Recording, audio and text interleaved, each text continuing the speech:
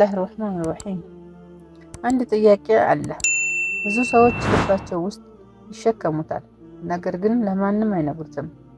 ያም ጥያቄ ከዚህ ምድር በፊት ምን ነበረ? ሰው ከመፈጠሩ በፊት ማን ነበር? እኛ ለምን እዚህ ሆን?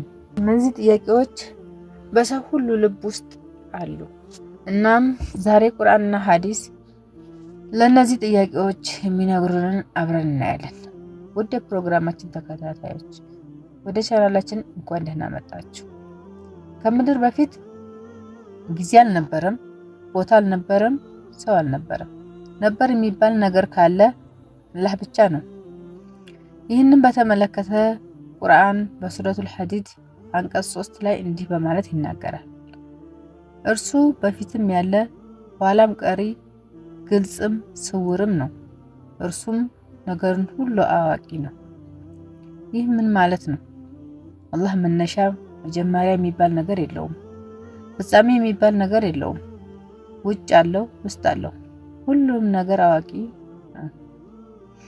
ይህ አባባል ለሰው ልጅ አእምሮ ከባድ ነው። ምክንያቱም እኛ ሰዎች ሁሌም ከዚህ በፊት ምን ነበር፣ ከዚህ በኋላ ምን ይሆናል እንላለን፣ እንጨነቃለን፣ እንጠይቃለን። ነገር ግን አላህ ከበፊትና በኋላ ከሚለው እሳቤ ውጭ ነው። ጊዜን የፈጠረው እርሱ ነው። ስለዚህ ጊዜ ገዛው። መላእክት መፈጠር።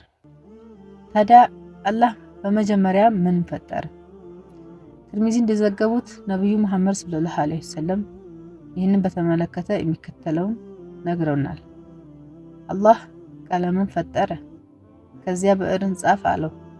ያ ብዕር ያ ቀለምም እስከ ትንሣኤ ቀን የሚሆነውን ሁሉ ለውሐል መህፉዝ ላይ ጻፈ። ከዚያ አላህ መላእክትን ፈጠረ። ነብዩ መሐመድ ሰለላሁ ዐለይሂ ወሰለም ይህንን በተመለከተ ሙስሊም በዘገቡት ሐዲስ ውስጥ መላእክት ከብርሃን ተፈጠሩ።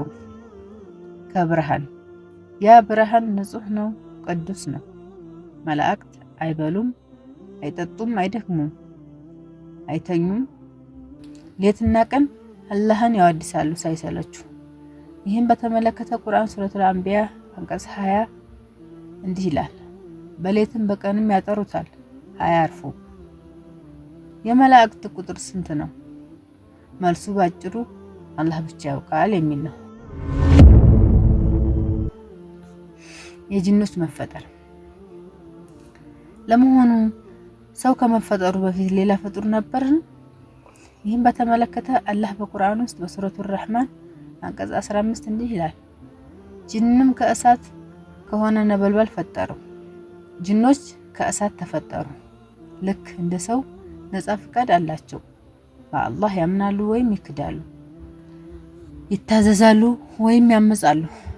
ከጂኖች መካከል አንዱ የተለየ ነበር። ስሙም ኢብሊስ ይባላል። ኢብሊስ ጂን ነበር።